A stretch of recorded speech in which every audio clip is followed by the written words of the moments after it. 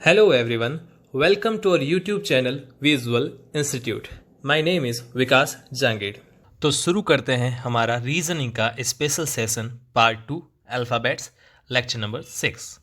तो आपको पिछले लेक्चर में मैंने होमवर्क दिया था, उसके अंदर आपको ये बताना था कि वर्ड रीजनिंग के लेटर्स के ऐसे कितने पेयर्स है कि उनके बीच उतने ही लेटर्स है जितने की एक्चुअल इंग्लिश अल्फ़ाबेटिकल सीरीज़ में होते हैं। ओके स्टूडेंट्स, तो इसको ट्राई करते हैं। तो मैंने यहाँ पे लिख दिया रीजनिंग, REASONING। यहाँ पे मैंने रीजनिंग नोट डाउन कर दिया। फिर मैं क्या करूँगा कि इनके इंग्लिश अल्फ़ाबेटिकल ऑर्डर में जो नंबर होते हैं वो मैं इनके साथ लिख लेता हूँ। जैसे कि आर का नंबर क्या होता है? आर का नंबर होता है 18, ई का होता है 5, ए का होता है 1, एस का होता है 19, ओ का होता है 15, एन का होता है 14, आई का होता है 9, एन का होता है 14 और जी का होता है 7। तो आई होप आपने ये सारे नंबर्स याद कर लिए होंगे तो आप आराम से इसको लिख सकते हो और आप अपना टाइम बचा सकते हो। फिर एग्ज़ाम में आप इंग्लिश अल्फ़ाबेट्स लिखोगे, फिर आप नंबर चेक करोगे तो टाइम ज़्यादा लगेगा। तो टाइम को सेव करने के लिए, बचाने के लिए आप इनके नंबर डायरेक्टली याद कर लो। ठीक है, इसके लिए मैंने आपको ट्रिक भी बता रखी थी। वो ट्रिक क्या थी? ईजोटी। क्या ट्रिक थी वो? ईजोटी, जिसमें ई का मतलब 5, जे का हो जाएगा 10, ओ का 15, टी का 20 और वाई का 25। ये नंबर आपको डायरेक्ट याद हो जाएंगे। ठीक है, फिर इसके बाद जो भी अल्फ़ाबेट्स है आप उसको आराम से नंबर बता सकते हो कि इसका नंबर क्या आएगा। अब इस क्वेश्चन के अंदर चलते हैं। तो फिर मैंने क्या बताया था कि हम फॉरवर्ड और बैकवर्ड दोनों डायरेक्शन में चेक करेंगे, क्योंकि क्वेश्चन के अंदर मेंशन है। अगर क्वेश्चन के अंदर मेंशन नहीं है फिर भी हम फॉरवर्ड और बैकवर्ड दोनों डायरेक्शन में चेक करेंगे। और अगर क्वेश्चन में यही मेंशन से फॉरवर्ड डायरेक्शन में बताओ या सिर्फ बैकवर्ड डायरेक्शन बताओ तो उसके अकॉर्डिंग हम उसका आंसर निकालेंगे। तो अभी चलते हैं अपन फॉरवर्ड डायरेक्शन की ओर। तो मैंने 18 से शुरू किया। 18 के बाद आता है 19, 20, 21, 22, 23, 24, 25, 26। तो कहीं पे वो नंबर मैच नहीं किया मेरा। तो 18 से तो पहले लेटर के साथ तो कोई भी पेयर नहीं है जिसमें वो हमें सेम अल्फ़ाबेटिकल्स मिल जाए।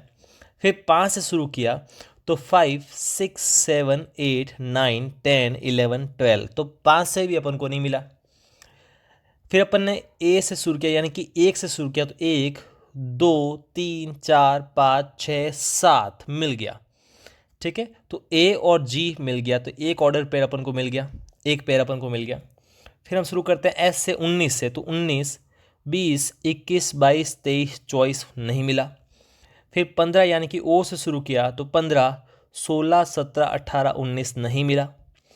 एन से शुरू किया 14, 15, 16, 17 नहीं मिला।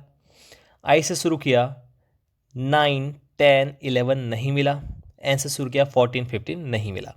तो फॉरवर्ड में तो हमें एक मिल गया। ऐसे हम चलते हैं बैकवर्ड से। तो जी से शुरू करते हैं तो 7, 8, 9 मिल गया। पीछे से आते ही अपन को एक मिल गया, तो मैं यहाँ पे 2 लिख लेता हूँ कि 2 पैडर और 2 और पेयर हो चुके हैं। तो 7, 8, 9, 10, 11, 12, 13, 14, 15। ओके, एक बार ही आया। 14 के बाद 14 से 15, 16, 17, 18, 19, 20, 21 नहीं मिला। 9 से 9, 10, 11, 12, 13, 14, 15 नहीं मिला। 14 से 14, 15, 16, 17, 18, 19 नहीं मिला। 15 से 16, 17, 18, 19 नहीं मिला। 19 से 20, 21, 22 नहीं मिला। 1 से 2, 3 नहीं मिला। 5 से 5, 6 नहीं मिला। तो यहाँ पर हमारे पास टोटल 2 ही पेयर है, वो भी कौन कौन से? एक तो है ए और जी और एक है आई और जी या जी और आई। ये 2 हमें मिल गए, है ना। ए और जी और एक बैकवर्ड से जी और आई, ये 2 हमारा आंसर हो गया। यहाँ पे 2 पेयर ऐसे हैं जिनके बीच उतने ही लेटर्स है जितने कि एक्चुअल में इंग्लिश अल्फ़ाबेटिकल जो ऑर्डर होता है उसमें उसके होते हैं। तो आई होप ये आपको क्वेश्चन समझ में आया होगा। फिर अभी हम सेशन में ऐसे कुछ और डिफरेंट टाइप के क्वेश्चंस करने वाले हैं जो इंग्लिश अल्फ़ाबेट्स पर ही डिपेंड है। तो चलते हैं आज के क्वेश्चंस पर। तो आज हम पहला ऐसा ही क्वेश्चन ले लेते हैं जैसे हमने पिछले लेक्चर में डिस्कस किया था या जो आपने आपको होमवर्क में दिया था। तो वो वर्ड है इस बार हमारा ELOQUENT,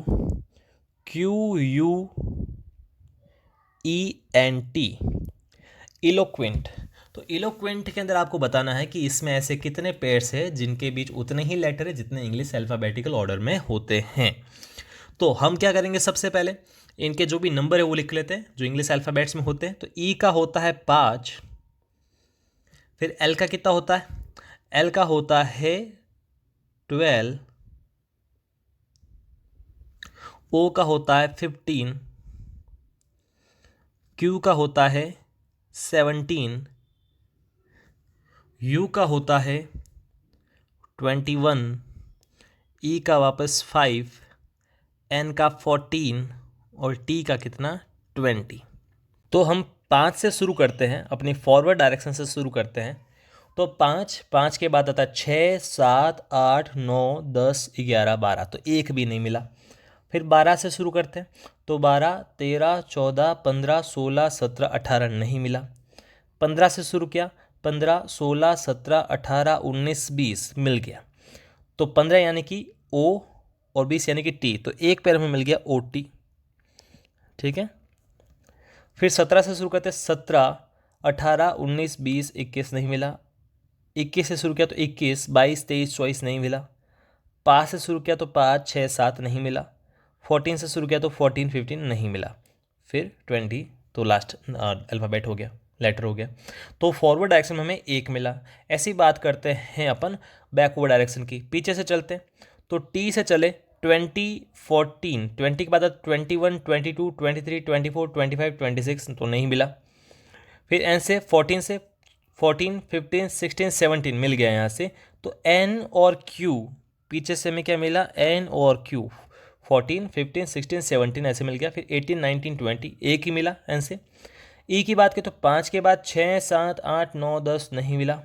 21 के बाद 22, 23, 24, 25 नहीं मिला। 17 से 18, 19, 20 नहीं मिला। 15, 16, 17 नहीं मिला। 12, 5 नहीं मिला। तो एक हमें मिल रहा है फॉरवर्ड डायरेक्शन से जो कि है ओ और टी के बीच में, और एक मिल रहा है बैकवर्ड डायरेक्शन से जो कि है एन और क्यू के बीच में। तो यहाँ पे टोटल कितने पेयर्स ऐसे, यहाँ पर टोटल 2 पेयर ऐसे जिनके बीच उतने ही लेटर है जितने कि इंग्लिश अल्फ़ाबेटिकल में इनके बीच होते हैं। तो आई होप ऐसे टाइप के आपको क्वेश्चंस जो है वो क्लियर हो गए होंगे। फिर एक डिफरेंट टाइप का क्वेश्चन लेते हैं। हमारा जो अगला क्वेश्चन है वो है कि एक वर्ड हमें कह रखा है कि कैपिटलाइजेशन एक वर्ड है capitalisation. If in the word capitalisation all the letters are arranged in alphabetic order then how many vowels are replaced by a new vowel. यानी कि कैपिटलाइजेशन को हम वापस अल्फ़ाबेटिकल ऑर्डर के अंदर अरेंज कर दें तो ऐसे कितने ओवल्स है जिसकी जगह एक नया ओवल्स आ जाएगा। ठीक है, तो इसको एक बार सॉल्व करते हैं, आपको समझ में आ जाएगा कि क्वेश्चन है क्या। तो पहले मैं क्या करता हूँ कि कैपिटलाइजेशन को लिख लेता हूँ, CAPITLIZADATION,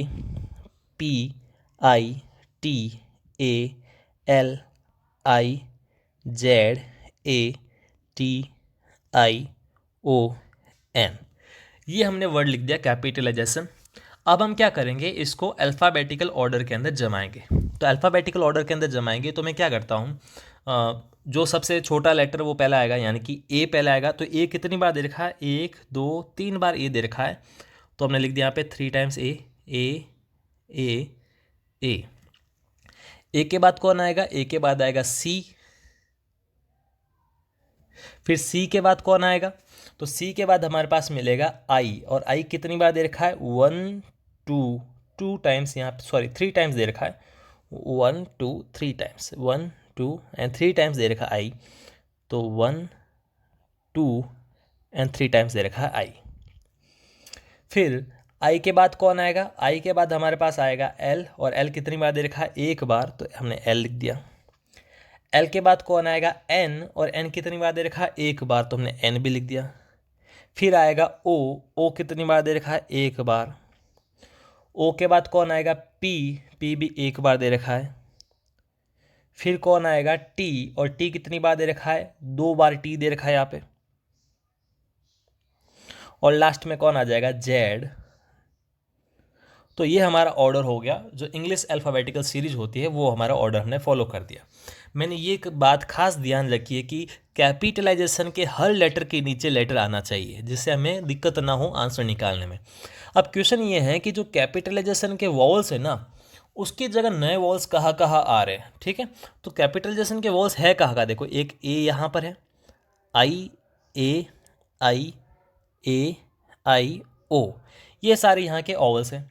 अब इनके ही पोजीशन में हमें चेक करना है। तो देखो ए के नीचे ए ही आया तो कोई नया वॉल नहीं आया, वही वॉल आया है। आई के नीचे सी आया तो ये तो वॉल ही नहीं है। ए के नीचे आई आया है जो कि वॉवल है, तो एक तो ये हमारा आंसर हो गया, ठीक है। ए के नीचे आई आ रहा है, आई के नीचे एल आ रहा है, वॉवल ही नहीं है।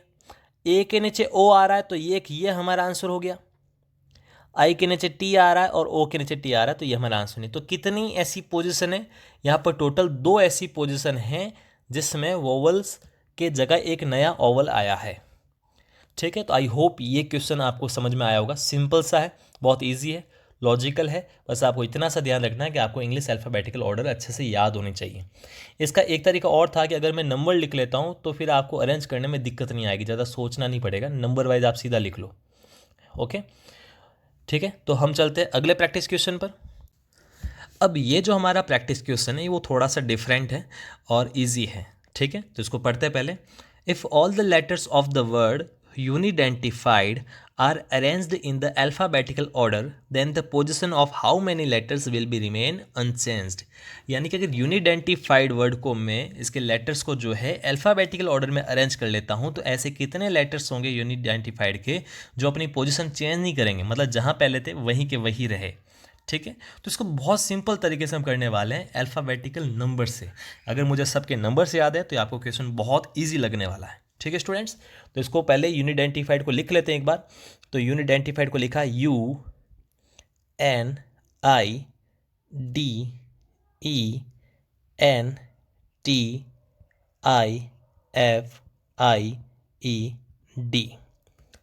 फिर उसके बाद करते हैं इनके नंबर लिख लेते हैं कि इंग्लिश अल्फ़ाबेट्स में इनके नंबर क्या क्या है।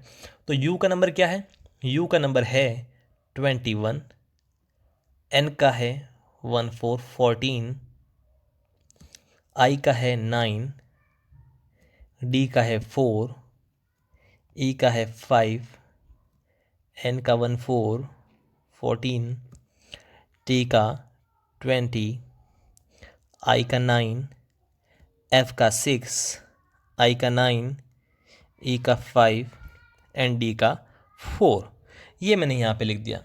फिर हम क्या करेंगे कि लेटर्स को अरेंज करने की बजाय मैं नंबर्स को अरेंज कर दूंगा, क्योंकि आपको मालूम है नंबर्स को अरेंज करना बहुत इजी है, दिमाग लगाने की ज़रूरत ही नहीं। सबसे छोटा नंबर पहले और सबसे बड़ा नंबर बाद में। वही अल्फ़ाबेट्स को करेंगे तो थोड़ा दिमाग लगाना पड़ेगा, याद करना पड़ेगा कौन कहाँ है ना। तो वो हम हेडेक दूर रख रहे हैं, हम सीधा नंबर्स को अरेंज करने वाले हैं। तो सबसे छोटा नंबर कौन सा है, वो है 4, और 4 कितनी बार आ रहा है, 2 बार। हर एक नंबर के नीचे नंबर लिखना, ये आप ध्यान रखें, 4 4।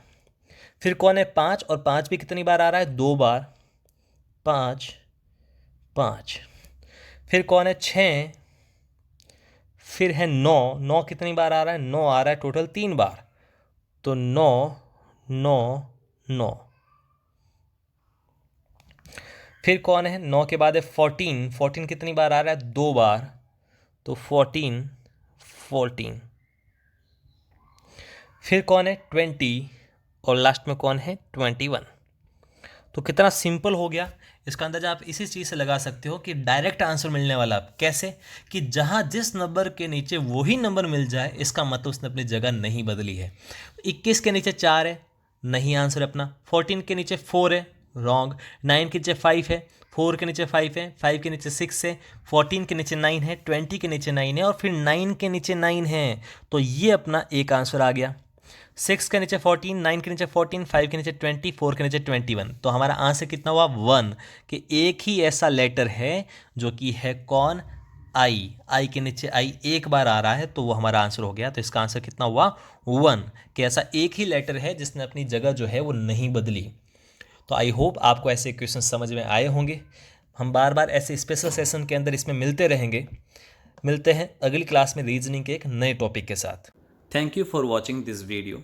अगर आपको ये वीडियो पसंद आया है तो इस वीडियो को आप लाइक कीजिए और अपने दोस्तों के बीच इस वीडियो को शेयर कीजिए। हमारे चैनल विजुअल इंस्टीट्यूट से जुड़े रहने के लिए हमारे इस यूट्यूब चैनल को सब्सक्राइब कीजिए।